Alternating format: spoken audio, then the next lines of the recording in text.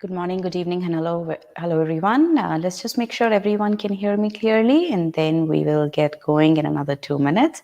My name is Payal Tandon, and I will be your host today.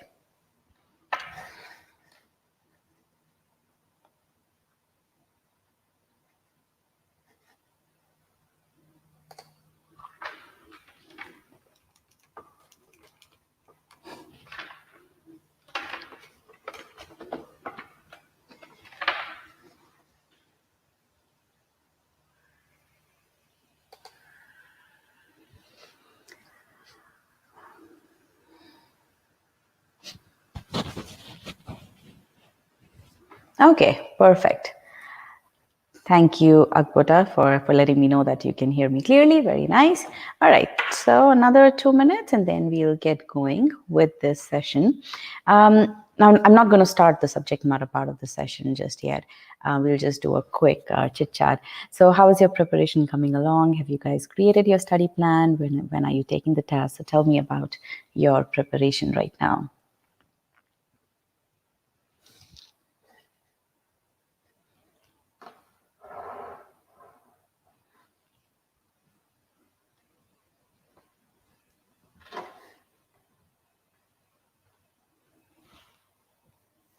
GMAT required 600. Okay.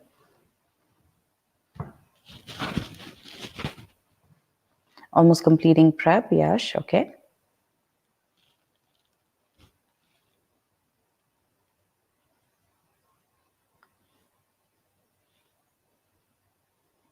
Okay. So tell me, why is it that you are here in this session?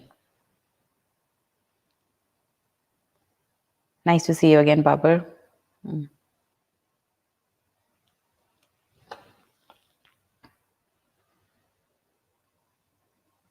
Currently preparing for quant. First attempt was quite poor. Okay. All right.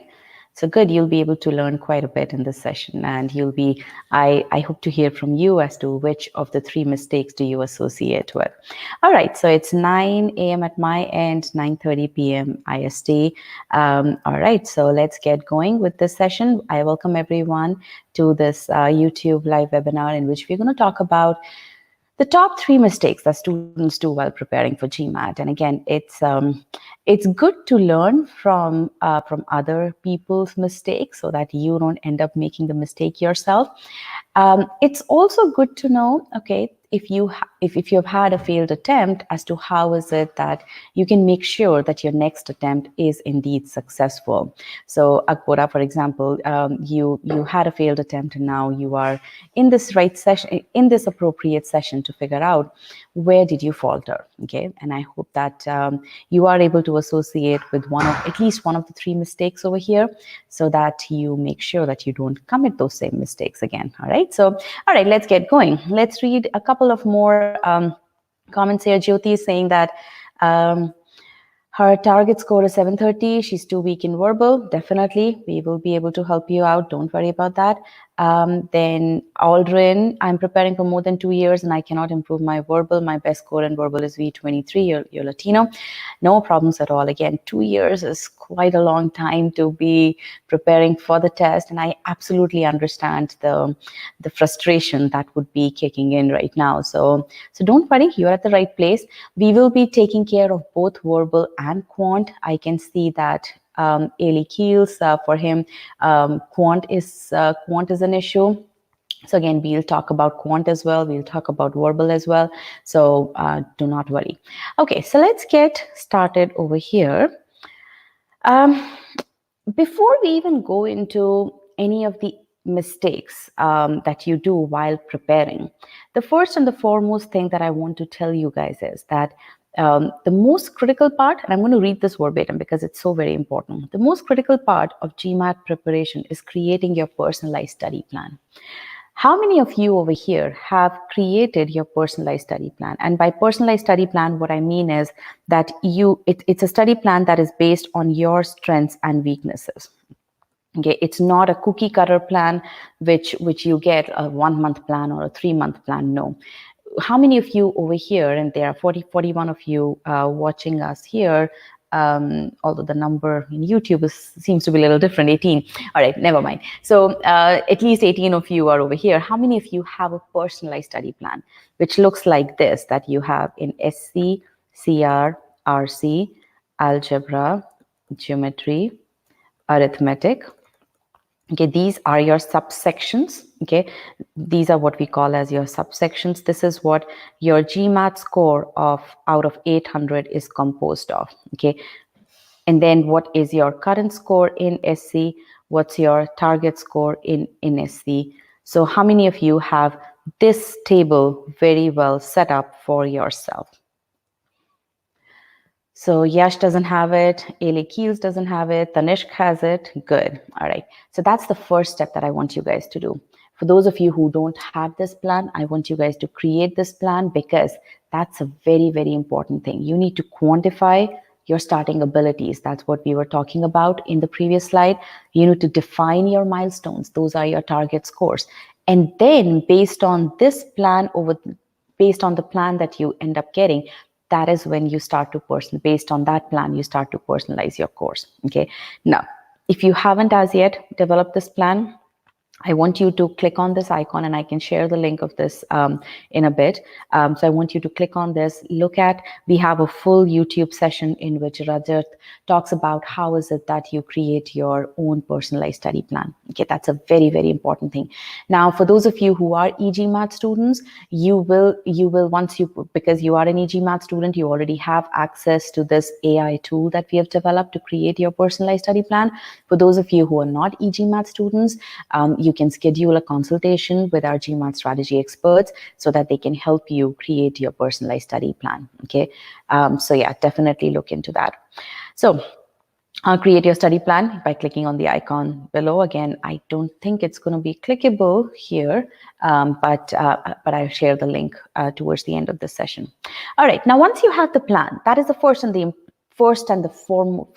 most important thing is to have a plan, because without a plan, you're just shooting in the dark. Okay, so that would be your first mistake if you don't have the plan. Okay, but in this session, what I'm going to be talking about is, if you have a plan, okay, you haven't made that mistake, you have a very good plan, then how else can you fail to execute that plan? Okay, how else can you fail? And that is those are the mistakes that we are talking about, mistakes in the execution. Okay, not in the planning phase. I'm assuming that for those of you who don't have the plan yet, you will spend the effort, you will put in the effort to create a plan, because that's very, very important. And again, all of us are working professionals here, right? I mean, any project that we take on at a place of work, we always start off with proper project planning. GMAT is supposed to be the same way. It's a project. It's your personal project. Okay, so definitely plan that out first. Now, once you have that, the mistakes in execution leads to problems such as you can't get to your target score. You end up taking multiple attempts, right? You end up spending so much of time preparing for it, right? A year, 2 years, that's not the right thing to do. I mean, that's very frustrating. That's loss of time. That's loss of, that's loss of time. That's loss of money. That's loss of your personal satisfaction, right? That you're on it for so long and you're still not able to get it, right? So again, that's not good at all.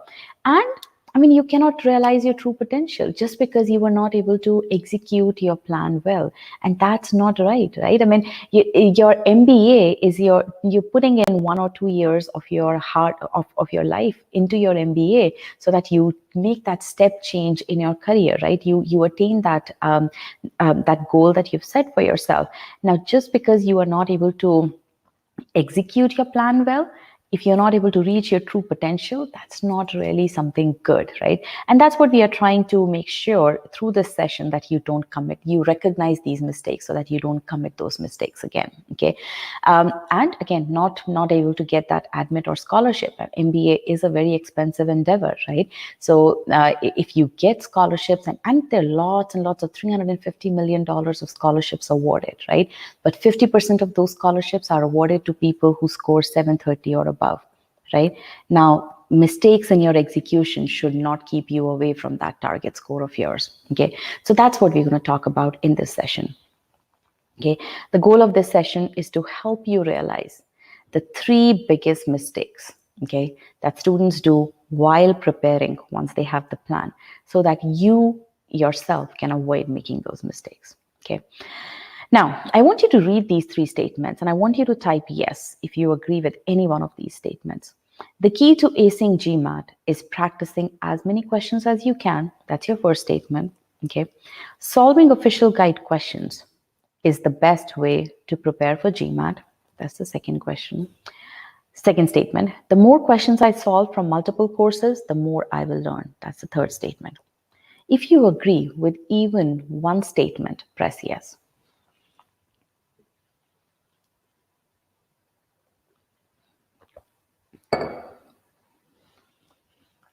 Okay, I see 2 yeses. Yes, yes, no. All right. Sana doesn't agree with any one of these. Good. Okay. Let's get some more responses here.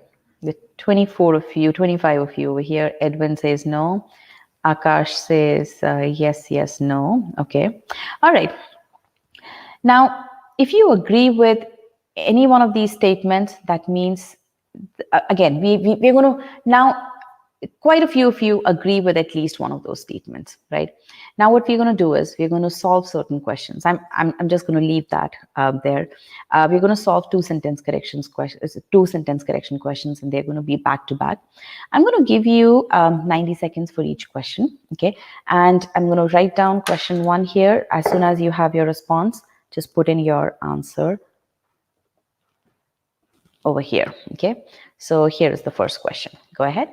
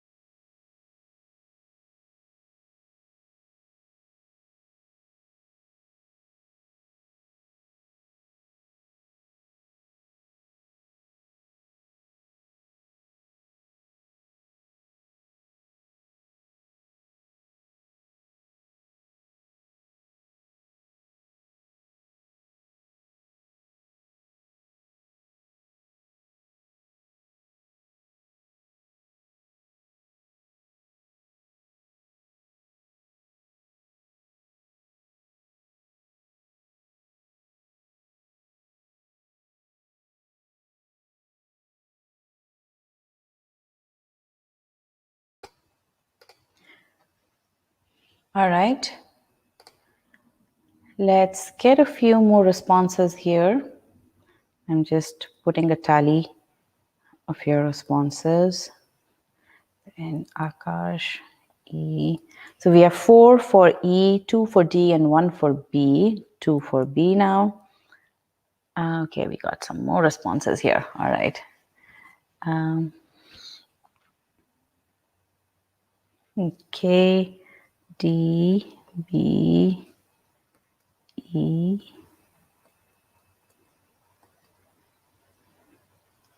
Okay, I think I might have messed up somewhere here. All right.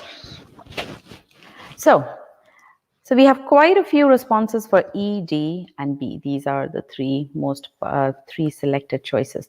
Now let's answer our next question, and then we'll go right into solving these questions. So another 90 seconds. Go ahead.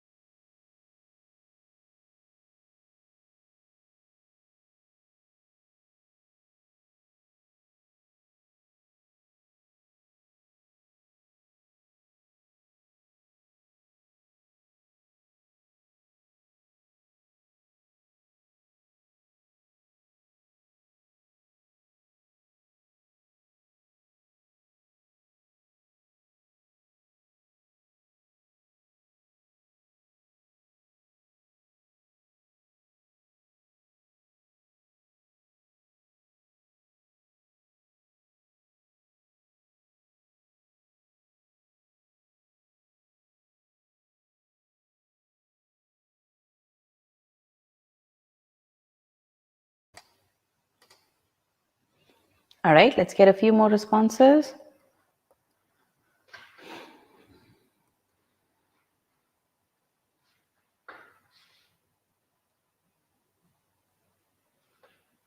Okay, so quite a few of you have selected choice D as the correct answer. Then there are a couple for choice E. Okay, I have 3 for choice E. And then, yeah, so the popularity of choice D is overwhelming here. All right, so that sounds good.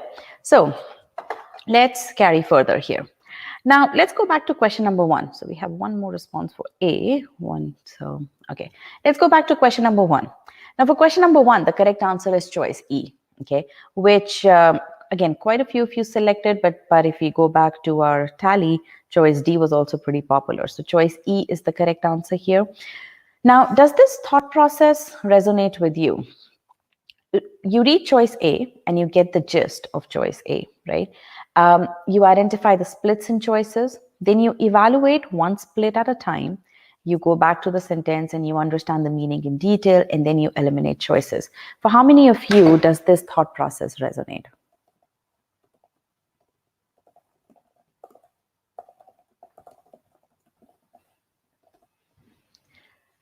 For how many of you does this thought process resonate?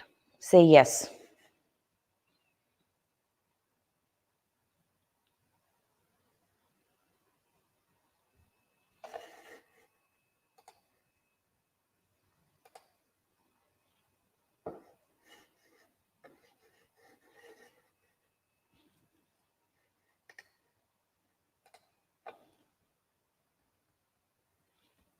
Okay, Sanyukta, Akash, okay, good. Who else?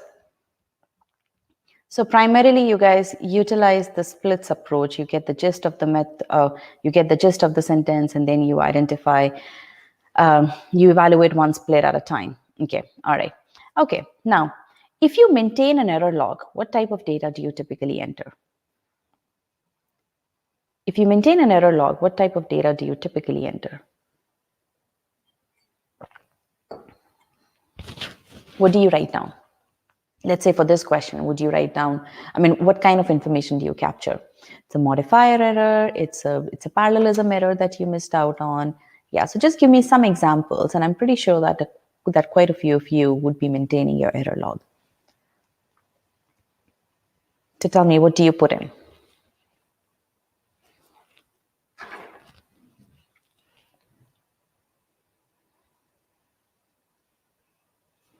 Typically, what I've seen students do is they would write down the kind of question that they've gotten wrong. So let's say if this, Ayush is absolutely right type of error, for example, modifier, etc. Right?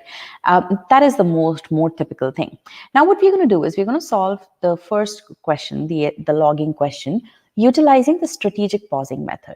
Now, what is a strategic pause? Utilizing the three-step meaning-based process, which we at GMAT talk about, explain for each and every SC question. Okay. Now, what is this method? According to this method, the first thing that we have to do is read and understand the meaning of the sentence in detail. And whenever we are reading the sentence to understand its meaning, we always read the sentence by pausing, by doing strategic pausing, okay? Which means that we spend more time reading the sentence. So that's what I'm going to do on this particular question. In Iwoka Krama, Guyana, reduced impact logging sustains. So what I know is that, okay, so far this is the name of a place in this city or in this province. Reduced impact logging sustains.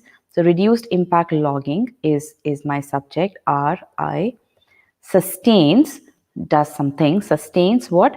Forest preservation, okay, forest preservation, wildlife protection. So sustains 1, 2, and crabwood oil production 3. Identifying the best ways to cut trees. Okay. So, and then this leads to identifying the best ways to cut trees. Okay, that's what I'm reading right now. So aspect 1 is, so when I finish reading the sentence, what I'm doing is I'm breaking it down into smaller parts at appropriate, I'm pausing at appropriate points. For example, I paused here. So in this place, comma, which means that we are talking about something that happens in this place. Reduced impact logging sustains. I've read a subject verb pair here.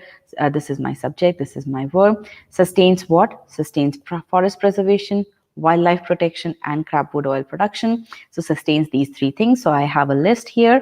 Okay. Identifying the best ways to cut trees. I have some modifier over here. Okay. Now I need to figure out what the role of this modifier is. Okay, that's what I need to do now. So what I'm doing is I'm extracting as much information as I can from this sentence. So aspect 1 is sentence explains what RI logging does in the stated place. It sustains 3 things.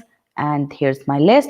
And then aspect 3 is by doing these 3 things, if I'm just reading the sentence as is, what I recognize is that by doing these things, by sustaining these 3 things, RI logging identifies the best way to cut trees. Okay, that's what I get if I read the sentence. Okay, now what I have to do is, this is the information that I've extracted. Now what I do is, does it make sense? I mean, is aspect 3 even logical? Okay, which means that I'm not only just reading and extracting information, I am also questioning the logic behind the information that's there.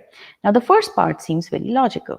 The second part also seems very logical, that this process of reduced impact logging sustains 3 things, is able to sustain these 3 things. But this is where aspect 3 is where I now question, does it even make sense? Is aspect 3 logical? Okay, now I look at it. Does it make sense to say any of the following? By sustaining forest preservation, RI logging identifies the best way to cut trees. Doesn't make sense. By sustaining forest preservation, RI logging identifies the best way to cut trees. That's not correct at all. That's not logical. By sustaining crabwood oil production, RI logging identifies the best way to cut trees. Doesn't make sense.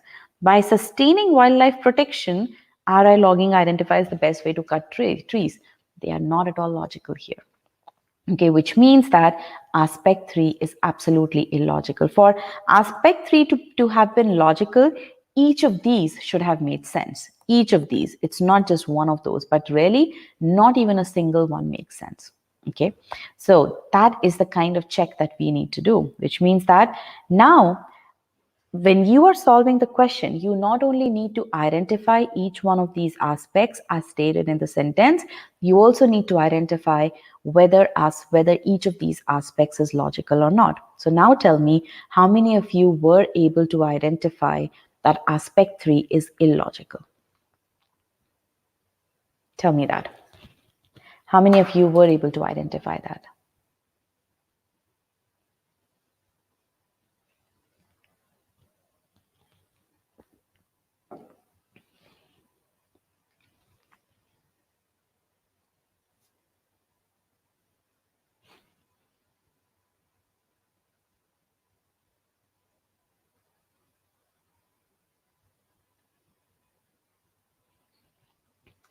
Ayush was able to identify. Okay. How about others? Akash was not able to identify. Okay. Justice was not able to. Okay. Good. It's good to recognize what you were able to do and what you were not able to do. Okay. Because then you can identify, okay, this is where I need to focus my energy on. Okay. So for those of you who were not able to identify that aspect 3 is illogical, this is one of the aspects that you have to absolutely focus on. Okay, you have to understand, you have to solve SC questions utilizing the right method. Okay, and right now, for those of you who were not able to identify that aspect 3 is illogical, you're not following the right process. Okay, Babar is saying was in a hurry to fully comprehend. You should not be in a hurry. Okay, because then you're going to cost yourself that you're not going to answer that, you won't be able to answer that question correctly for in a confident manner. Okay, all right. Now, what should be the logical meaning? If you think about it, it's not, I mean, over here, the author is saying that reduced impact logging sustains 1, 2, and 3. Technically, identifying the best way to cut trees is an independent thing. It's not dependent on sustenance of these three things. It's a completely independent thing. So that should be the logical meaning. Logical meaning is that identifying the best way to cut trees should be one of the actions that RI logging does, right? So technically, RI logging sustains A, B, and C and identifies the best way to cut trees. That should be the logical meaning. So essentially, the takeaway from this question is you need to read the sentence slowly. Very, very important to understand this word slowly. I understand in the context of the time test like GMAT, you would think that it's counterintuitive to read a sentence slowly, but that is the strategy that works. Okay, so you need to understand you need to read the sentence slowly. And how do you read the sentence slowly? By utilizing the strategic pausing method. And that's the method that we teach you explicitly in Master Comprehension course before you even start accessing sentence correction course. Okay, you need to learn this method because this is the cornerstone fundamental skill that is required for you to have in order to do well on all verbal. Because again, GMAT is a very logic-based test. And for logic to work, you have to understand what the author is saying, whether it's a sentence correction question, whether it's critical reasoning question, whether it's reading comprehension question. Okay, so this is a skill that you absolutely need to master. Okay, now in terms of sentence correction, okay, this takeaway was for all verbal. Okay, for all of verbal, that you need to build a skill. But if we come in the context of, but if we talk about in the context of, okay, hold on. In the context of, sorry about that, I'm trying to change the color of the pen. Yeah, but if you talk about in the context of sentence correction, you should always, before you even take a look at the answer choices, before you move on to the next step, you should always check if the sentence written as is presents logical meaning. Always do that, which means that you have to identify each of the aspects. Okay, aspects 1, 2, 3. Okay, you have to identify each of the aspects, and then you have to question, is it logical? Okay, if it is logical, well and good. If it's not logical, then you have to infer the logical meaning. Okay, and again, all of these things are required. They are not optional. They are not, you don't do this on a question by question, on a per question, on depending upon the kind of question. No, you do this for all questions, because remember, GMAT is a test of your ability to solve difficult questions. And as the questions get difficult, this process becomes even more important. Okay, which is why you have to build your skill to be able to solve these difficult questions. Okay, so let's now, with all of this, let's take a look at why each of the answer choices are wrong. Is wrong. Choice A is wrong. Modifier, the error that leads to meaning error. Okay, choice B also has the same issue. The sentence structure has changed, but ultimately the crux of the sentence still remains the same. That's why choice B is wrong. So for those of you, choices B, D, and E were selected, right? For those of you who selected choice B, you didn't really even understand what was wrong with choice A. Okay, so that's why this choice is wrong. Choice C, again, there's subject verb error, which identify This is wrong. Again, quite a few of you were able to identify that. Choice D was a decently popular choice. And over here, the issue is that which refers to production, crabwood oil production, and that's not the intended meaning. The intended meaning is that reduced impact logging is what identifies the best way to cut trees. The crabwood oil production will not identify the best way to cut trees, right? That's why choice D is wrong. Choice E is the correct answer here. Okay, so now tell me, how many of you got to the right answer for the right reason? Ayush, we can have a separate Q&A at the end, but if you have any questions with regards to this question, definitely ask along right now. Okay, so yeah, tell me now, why is it that you answered this question incorrectly? Okay. How to get confidence, Babar is asking how to get confidence in cancelling all 4 wrongs. You have to follow the process, Babar. Okay. When you're solving questions, if you feel that you are stuck in 2 answer choices, that's an indication that you haven't utilized the process correctly. Okay, that's an indication. That's not the cause, that's the effect, and you have to consider the cause behind it. The cause behind that is that you haven't applied the process. As long as you start applying the process, you will get the confidence in canceling the 4, in rejecting the 4 answer choices. Okay, so now tell me, for this question, what's the entry that you're going to make in your error log? If you typically make entries the way you typically do, that it's a modifier error that you were not able to spot, then you would not be able to learn from that question. Okay, the most appropriate error log entry over here will be whether you understood the meaning or not, whether you were able to identify that aspect 3 was illogical, whether you were able to infer the meaning from there or not. Right? And then once you do all those steps, after that you can say, okay, despite doing all of that, if you still answered this question incorrectly, then the answer would be probably there's a grammatical error that you didn't look at. Okay. Okay.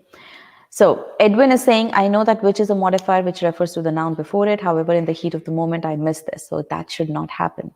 Right? And again, if you think about it, if you are writing down all the aspects that you get from the question, okay, from the original sentence, if you write those aspects down on your scratch pad, then when you are reviewing each answer choice, you are now consciously looking at those aspects and you're consciously saying, okay, I'm reading this choice. Does this choice, wait.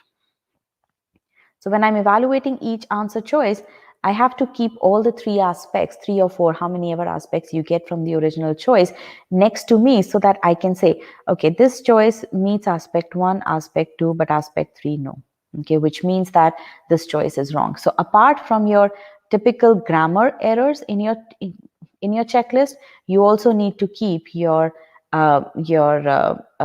meaning-based errors, the meaning that you've understood from the original choice. Okay, that's very important. As long as you keep this in your line of sight, you would not make errors such as selecting choice D as the correct answer. Because again, if you think about it, except for choice C, none of the other choices are grammatically incorrect. When I say they are not grammatically incorrect, they make sentence structure is fine. There is no big grammar error. The errors in each of the other choices are really pertaining to the meaning-based errors. Okay, so again, that's what you have to keep in mind. All right, so let's now solve the second question, the pages question.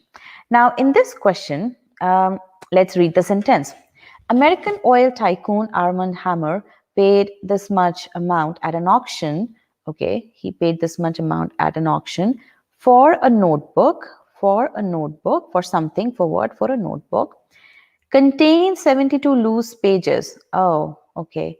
Now, this is where it's a little bit off, right? When I'm reading the sentence, it's a little bit off because for a notebook contains 72 loose pages. So again, when you're reading the sentence slowly, as you are reading the sentence, you can identify such structural errors, because something will not make sense, because you're reading slowly, you would be able to feel all the jumps in the sentence that are coming about because of the improper sentence structure.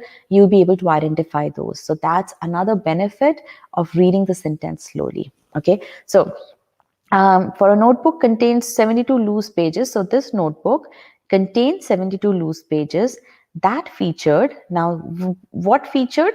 These pages featured Leonardo da Vinci's notes and detailed drawings. Okay, so these pages, so the notebook, so what I have right now is notebook has these pages, loose pages. And these pages, what do they have? They feature Da Vinci's drawings, all related to the common theme of water and its movements. Okay, so that's the meaning that I've understood. Aspect one is that AH paid the said amount for the notebook. For a notebook, this notebook contains 72 loose pages, and aspect three is these pages featured Da Vinci's notes. Okay, so that's what I understand. Now I take a look at the errors in this sentence. Contains 72 loose pages. We already figured out there's something wrong about this. Okay, AH paid X for a notebook contains pages. There is something missing over here. You have a subject here, you have a verb here, then you have subject and verb, but again, they are not connected properly. Notebook contains pages, but then again, notebook and this clause, they haven't been connected properly, right? So that's what is wrong over here. Let's move on. Choice B, that contains 72 loose pages to feature. Again, intent, the change in meaning over here is that according to this choice, the intent was for the intent of these pages, or the fact that the notebook contained 72 pages, loose pages, was to feature Leonardo da Vinci's quotes. That's not correct. Choice C, containing 72 loose pages and featuring. So what this is saying is that the notebook is the one that featured the notes, and that's not correct. The notebook itself is not what featured the notes, instead of pages. So that's what is wrong with this choice. Choice D, that contains 72 loose pages featuring. Now this is choice D was the most popular choice amongst the entire class here. Now what this, according to choice D, featuring is modifying the fact that the notebook contains 72 loose features, and that doesn't make sense. The fact that the notebook contains 72 loose pages, that doesn't make sense. The notebook contains these pages, right? But these pages are the ones that have Da Vinci's notes and detailed drawings. Okay, if you read this sentence, what this would mean is that the fact that the notebook contains these loose pages, that's what leads to featuring Leonardo da Vinci's notes. That's not correct.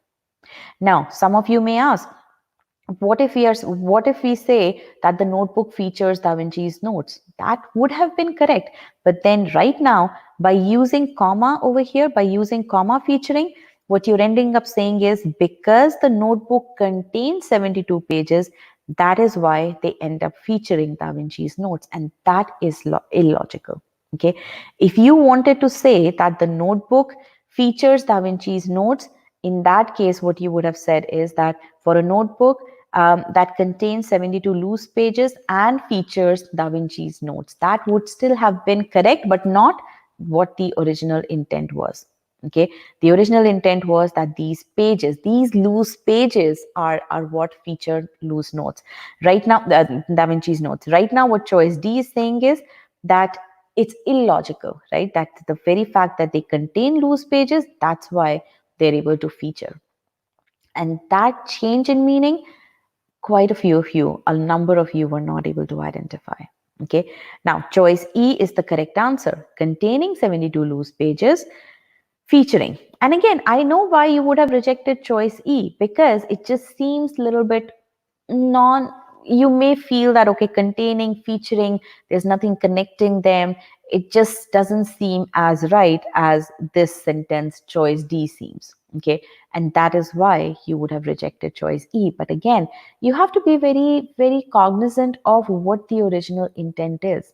And that's why spending you need to spend more than at least 60% of your time on the original sentence, because when you do that, you extract everything from the original sentence. You extract all the aspects from the original sentence, aspect 1, aspect 2, aspect 3. And once you have those aspects right, you are able to then figure out that, okay, this is how I have to do these are the meaning, these are the aspects that I need to communicate in my in the correct answer choice. Okay, Ayush, you're absolutely right. Cause and effect. Babar, you're also absolutely right. D shows wrong intent. Ayush, cause and effect relationship of an ing modifier. There is no cause and effect relationship. Absolutely right. And also it's illogical, right? It's illogical. But then if you remember, if you go back into the chat over here, maximum number of people in this session right now selected choice D as the correct answer. Okay. All right. So now, most students who get this question wrong will log it as a modifier error. And the corrective action for that will be revise modifier concepts. But this corrective action is not going to help. Why? Because, again, you answered this question incorrectly, not because you didn't know how modifiers work. Okay, you answered this question incorrectly because you were not able to understand the meaning of the sentence correctly. Okay, so again, it's very important to pinpoint the exact reason why you got the question wrong so that you can take appropriate corrective action. For that, you need to review the solution in detail and you need to identify what step did you falter on. Okay. Now, again, this is where, so I'm going to read this verbatim from a debrief, Sirish S. Be thorough in reviewing your answers. You learn as much from review as from solving a question. Reviewing even the questions that you got correct is very important. How many of you over here spend, let's say, at least 10 minutes in reviewing the solution? This exercise helps you learn new ways of solving a question besides allowing you to check whether you got the question correct because of right reasons. Again, very, very important. Even if you were able to answer the question correctly, it's very important to know, did you answer the question correctly for the right reasons? Okay. And my rule of thumb is if you're spending 2 minutes to solve the question, okay, or even 1 minute to solve the question, you need to spend at least 10 minutes reviewing the solution of that question. Okay, and when you're doing the review of the solution, you're not just looking at the answer choices, you're looking at each and every step of the process and making sure, did you do each of the steps properly? Okay, so I'm going to share the debrief over here with you. Okay, so to be able to solve difficult questions correctly, students should learn the process to approach the questions. They should do strategic review to identify why they made a mistake. And I cover all of this, the second part over here, also in one of my live sessions on YouTube. So you should definitely take a look at that if you haven't as yet. Okay. Ayush, absolutely right. It's important to understand if you rejected the option for the right reason. Absolutely right. Absolutely right. And if you go through my strategic review session, you would see that if you get the question, if you do all of the preceding steps correctly, then I ask you to look at why did you reject the correct answer choice? Why did you accept the incorrect answer choice? That's very, very important because there's a lot of learning to have to get from each of the question that you solve. So mistake number one, okay, this leads us to mistake number one. Traditional learning methodology, okay, is focused on conceptual learning, okay. Whatever learning we've done in school, in high school, it's based on conceptual learning, but GMAT is a test of application, okay. And that's where I see the problem, that students do not focus on learning the process to solve questions. They focus on learning the concepts. There's not even a single student over here who would not have learned the concepts, the grammatical concepts. And again, SC tests you on many, many concepts, 200 concepts, right? So There's not even a single person who wouldn't know how idioms work, what modifier rules are, what verb tenses signify, how do you use past perfect tense, right? I mean, those things are, I don't really need to sit down over here in a YouTube session to tell you that you need to learn the concepts, because that is something that we naturally do, because that's what we have done all our lives. Okay, we have learned the concepts. But the thing that we haven't really done as much is the application aspect. Okay, you need to, if you think about it, to learn the concepts, probably 20% of your time should go into learning the concepts. The remaining 80% of your time, I would say the next 70% of your time should go into learning the process. The remaining 10% of your time should go into fine tuning that process. Okay, today that's not what happens. What people typically do is they learn the concepts again and again. Okay, they feel they can learn concepts from one book, they read another article from another source, they go to another source, another book to learn the concepts only. But what they miss out on is the application part. Another reason why students do not focus on learning is that because GMAT is a time test, they think that they need to have shortcuts. They need to learn shortcuts to solve questions. Okay, but I'm going to make this statement right now. On GMAT, shortcuts do not work. Okay, you cannot learn shortcuts. In my opinion, it's very difficult for anyone to teach shortcuts, because shortcuts are something that should come on your own. Once you learn the process, once you learn the concepts, once you get absolutely adept at applying the process, then you can come up with shortcuts on your own.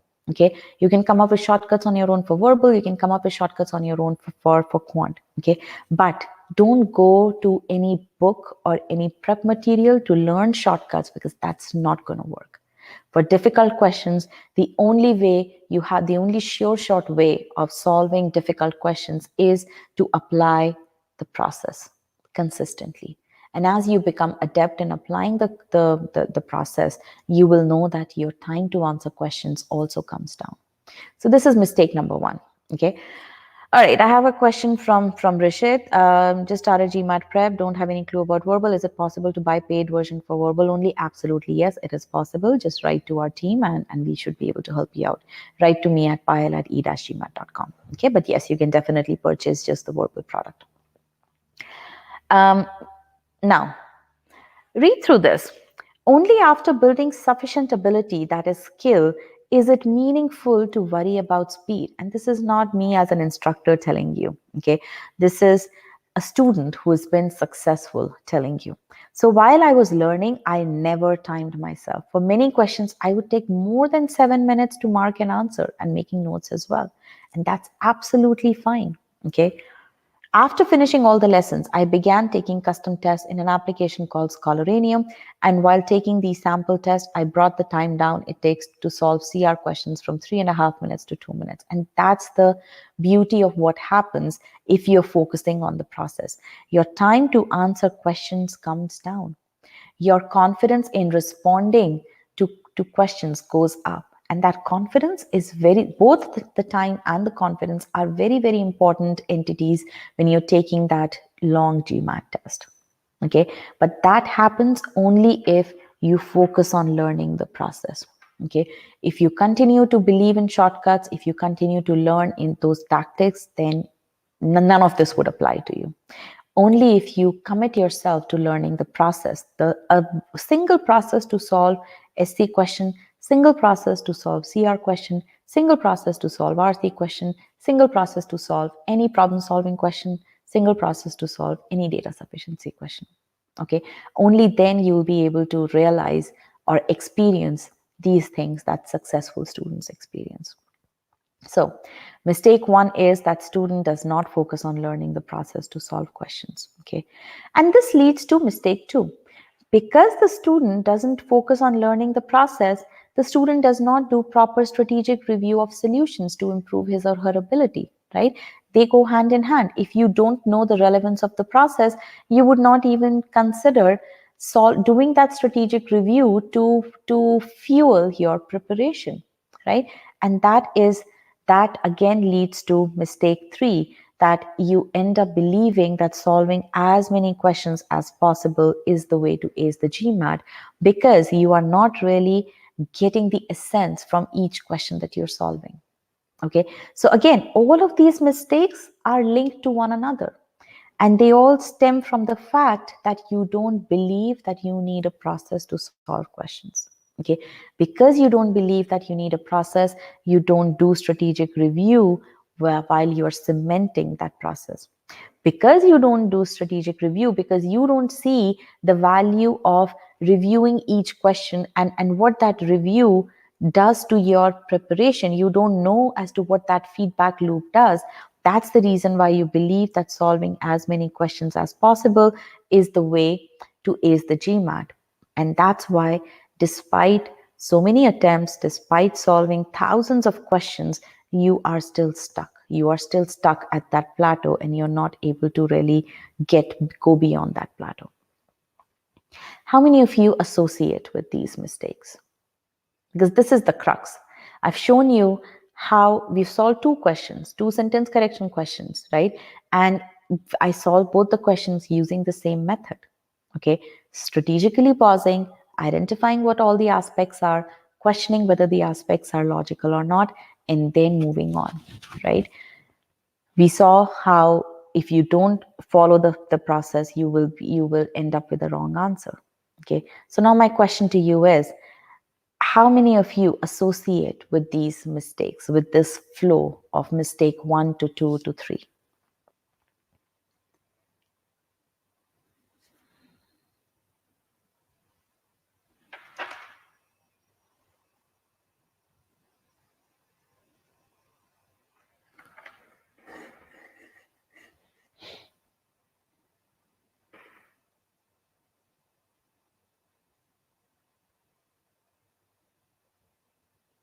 Jester says yes. Okay, mistake number 1. And that's the starting point of all mistakes. How about others?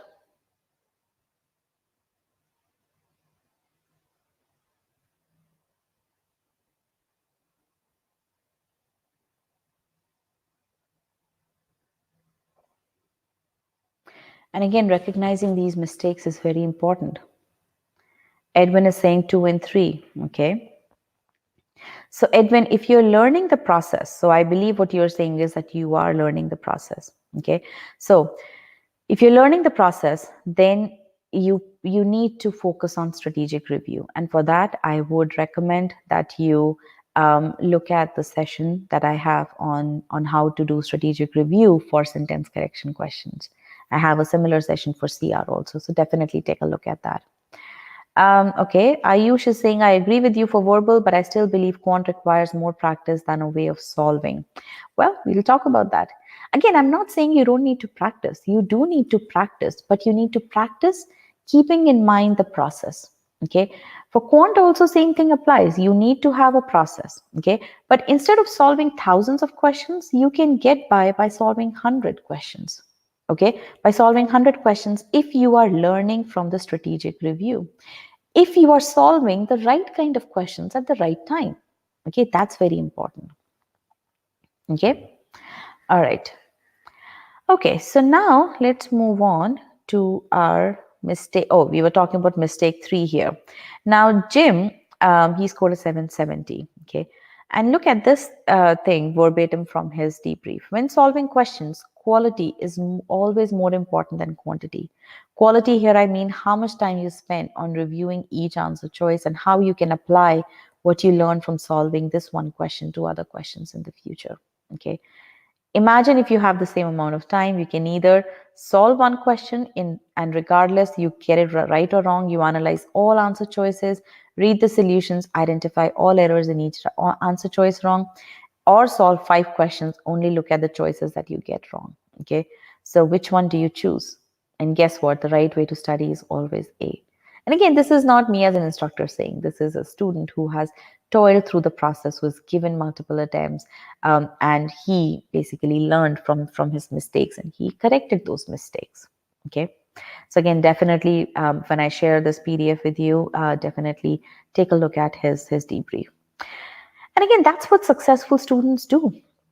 They take feedback very, very seriously. And I urge all of you to read this article, What Causes Success on the GMAT.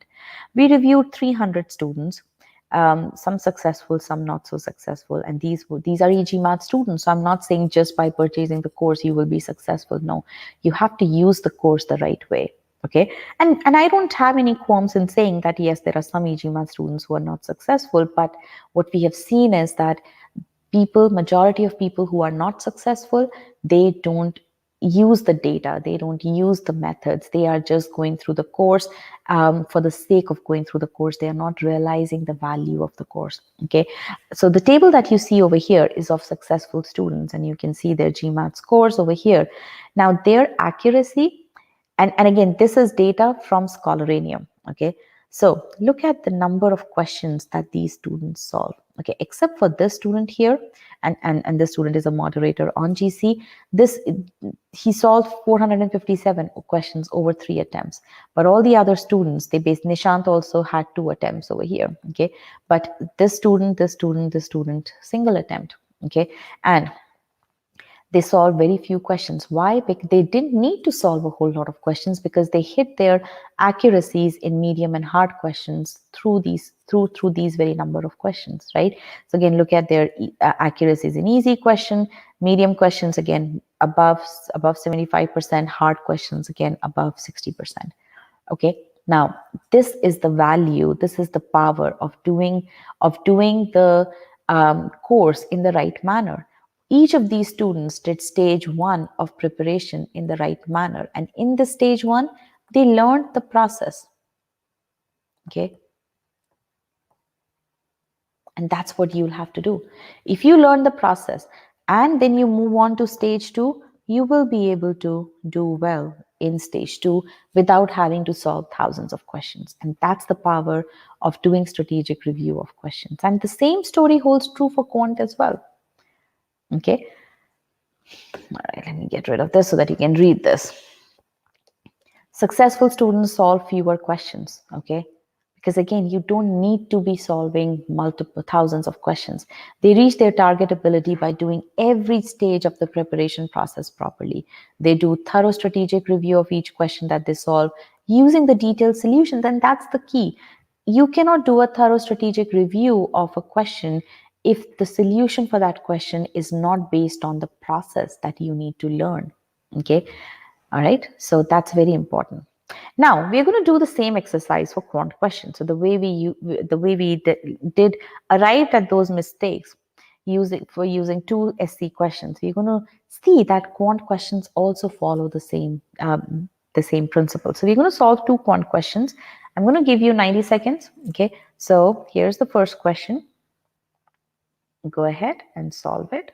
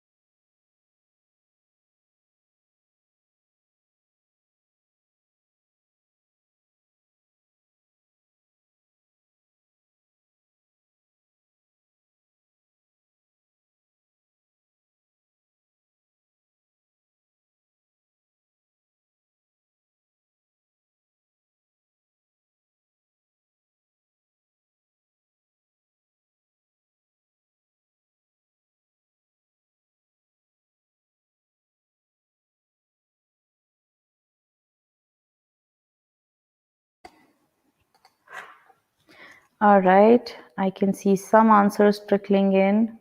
Oh, sorry. So I see 1B, 1A.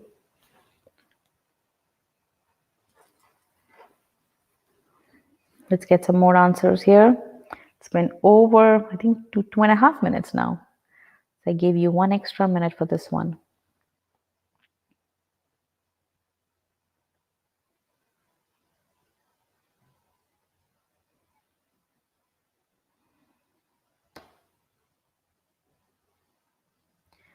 So I have 1B and 1A. Let's get some more answers here.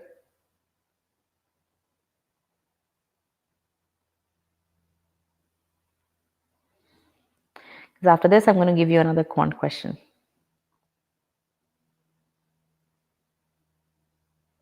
Another A. Another A. All right.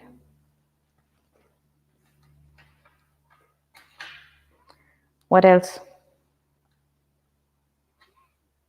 I see another A.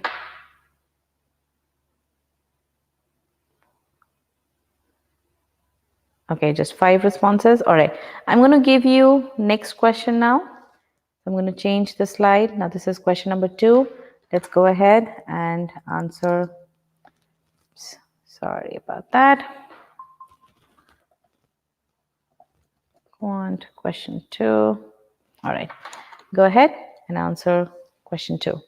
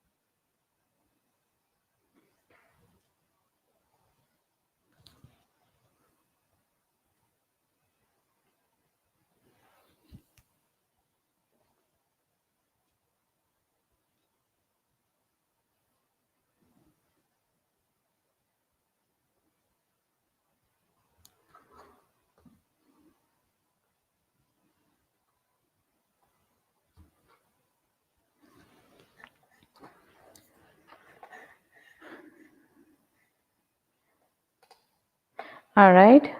So I see C. Oh. So 1C, 2Cs, 1D, B, D. Okay. All right. So let's solve the 2 questions. The correct answer for question number 1 is choice B. So again, if you answered, so most likely you solved the question correctly. You solved the inequalities correctly is what I would say. Okay. But you messed up at a certain process step, and that's what we're going to talk about. Step 1 is analyze the question statement. Step 2 is determine the approach. Step 3 is working it out, and then you basically get to the answer. So in step 1, what you're doing is you're extracting as much information from the question statement as you can, right? So what is the minimum value of the integer x if these 2 inequalities in x hold true? So the first and the foremost thing that you get is that x is an integer. Okay, x is an integer, and there are 2 inequalities in x that are given. We need to find the minimum value of x. Okay, now what's the approach? You solve inequality, you find the range of x, and you find minimum integer value, right? And you work this out. And again, when I'm saying that you are, if you were able to solve this inequality, now from concept standpoint, whenever you, from inequality standpoint, there is a concept that you have to keep in mind. That is, whenever you multiply both sides of the inequality with a negative number, the sign of the inequality changes. So this is the concept part that you needed to understand. Okay. And then you solve the other inequality. You get x is less than -2, you get x is greater than or equal to -5.5, and this is where you apply the constraint that the possible values of x being an integer, is -5, -4, and -3, which means that the correct answer is choice B. Now, for those of you who selected choice A as the correct answer, if you must have solved the inequality in the right manner, right? So where you faltered was a process step that you didn't apply the constraint properly. Okay. Now, in your error log, if you're just going to put the entry as inequalities, then you're not going to learn anything from it. Okay. So that's why most likely the reason why you have to identify why is it that you answered this question incorrectly. Was it that you didn't identify and apply the constraint? Was it that you didn't know how to solve the inequality? Was it that you did not flip the sign of inequality? Was it that you could not visualize the range of x?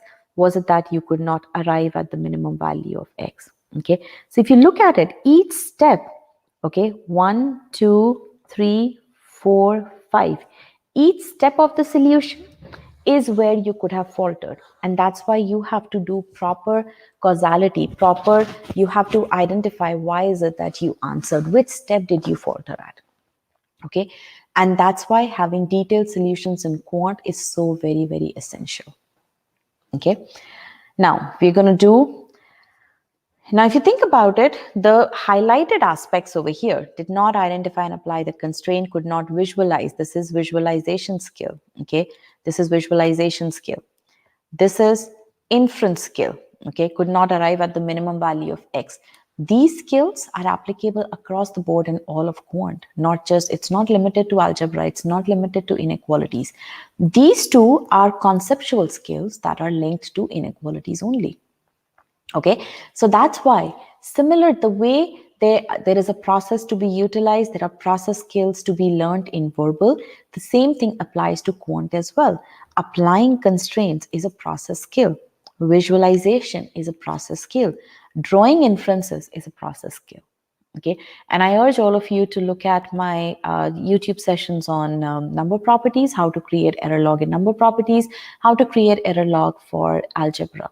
Look at those two sessions and you'll be able to understand the impact of these process skills and how very important it is for you to learn these process skills. Okay. All right. So again, same thing. Pinpoint the exact reason why you got the question wrong. Review the solution in detail and identify precisely what step you faltered on. Okay. Now let's look at question number 2.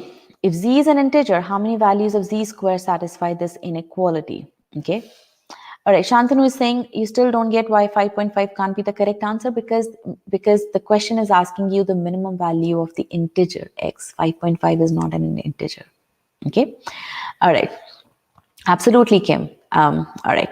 So now let's look at this question. Z square, you have to find out how many values of z square satisfy this inequality. Guys, give me 1 second. I need to take care of something. So just give me 1 second here. Okay. Let me show you the slide here so that you can review it while I have to take care of one quick thing.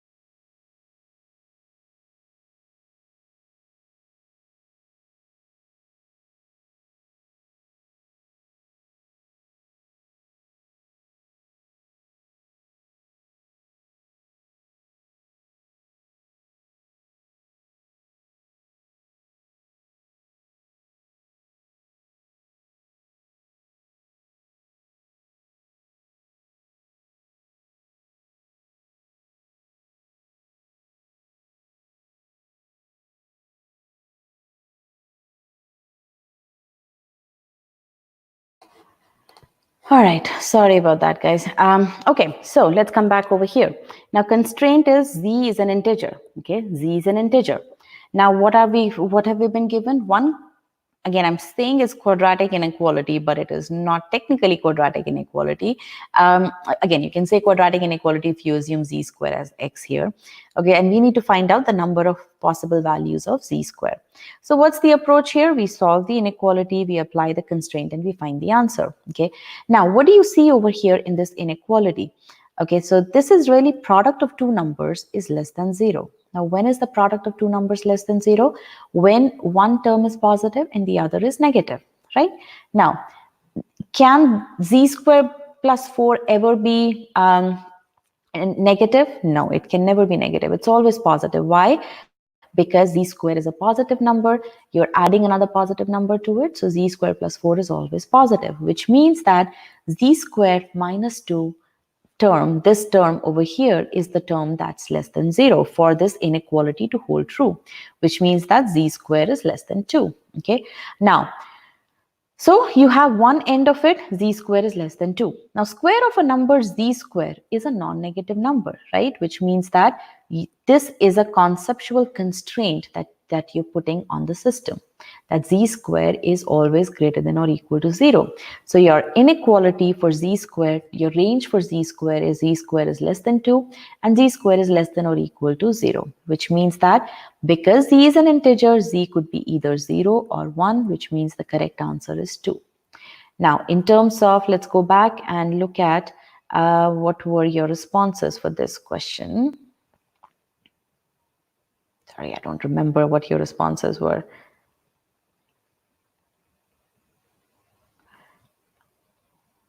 Okay, so choice C was selected by only 2 people. There were people who selected choice B. There were people who selected choice D. So let's go back over here.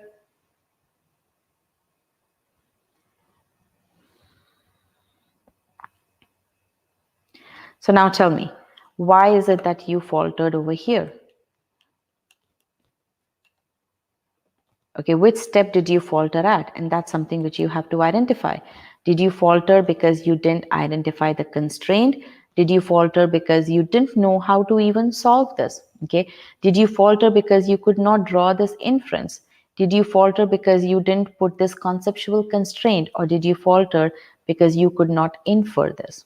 Again, very, very important to understand why is it that you faltered in solving this question. And if you think about it, all of these are skills that you can apply not just on inequalities, but across the board for all of quant, because constraints as a process skill is applicable across the board. Inferences as a process skill is applicable across the board. Okay, so again, that's why it's very important to have such detailed solutions that tell you exactly why you answered the question incorrectly. And again, this input is what needs to go in your error log. Not that this was quadratic inequalities question, but why is it that you solved the question incorrectly? Okay, when you identify this, that's when you are learning from each question and you're putting that learning into your arsenal, into improving your ability. Okay, so again, same thing. People don't focus on learning the process to solve questions. Again, from conceptual standpoint, everyone knows how to solve a quadratic inequality. Everyone focuses on learning that, right? But can you apply that? Can you, when you have to apply, when you have to draw inferences, when you have to identify information from the question statement, when you have to visualize information, can you do all of that along with applying the concept? Okay, that is what you need to learn.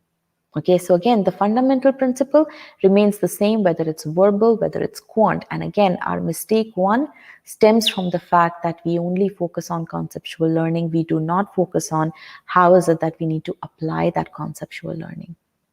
Does this make sense? Because this is the crux. This slide is the crux. Whether it's verbal or quant, the mistake remains the same, that you don't focus on process.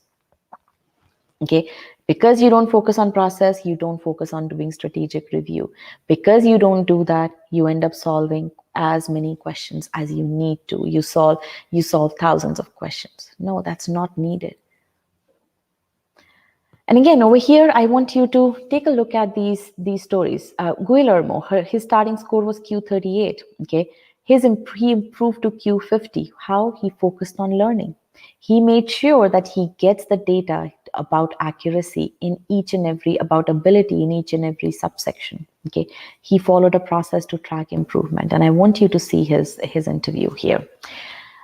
Anupriya, same story, okay, similar story. She's from a non-engineering background. Quant was hard for her. She improved to Q48. How?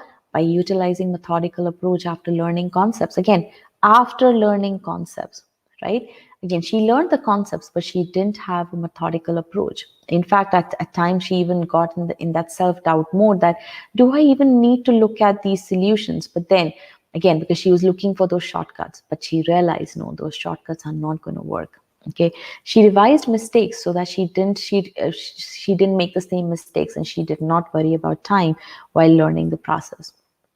And she was admitted to ISB. In fact, she has completed her MBA. So definitely take a look at her interview over here. Okay, so again, the key thing over here is, guys, you have to, there is a process that you need to utilize. You need to follow that in order for you to solve questions correctly. Okay, and again, we conduct these webinars on a regular basis. So I want you all to register for these webinars, and I can share those links with you as well. Okay, so do not make these mistakes. Very, very, very important. All right, let me share with you the PDF for this.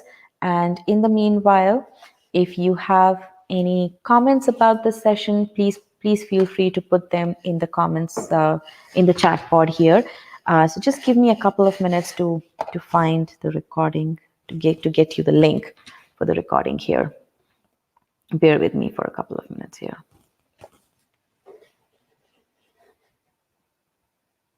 Sorry, for the PDF, not the recording. Actually, if you need the PDF, can you just email me at payal@e-gmat.com?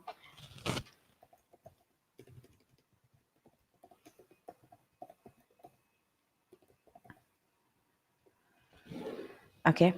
Actually, let me type it out here.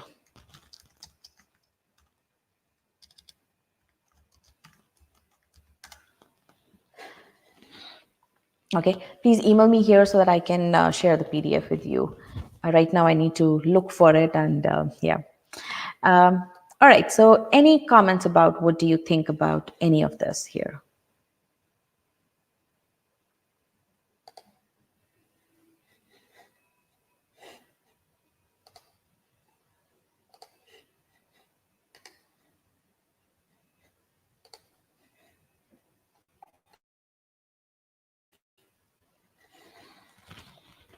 All right, so what do you think about these mistakes? What have you learned from this session?